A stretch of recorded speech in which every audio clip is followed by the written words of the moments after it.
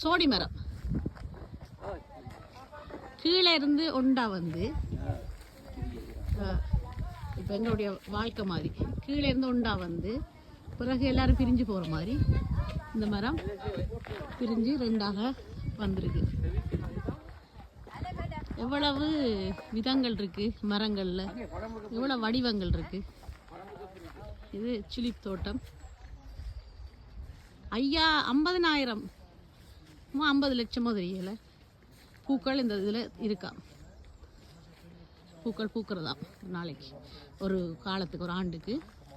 ஆனால் இந்த ஆண்டு எல்லாமே காலநிலை மாற்றத்தால் எல்லாமே கொட்டி போயிடுச்சு. ஆனால் வந்தால் இதை பார்க்குறதுக்கு கூட சந்தோஷமாக இருக்குது. உள்ளுக்கு கோட்டையும் பார்த்து, கோட்டையில் பெரிய எல்லாமே பொய்யான விடயங்கள் தானே, தங்கட அரசன் அப்படி இருந்தாலும் இப்படி இருந்தாலும்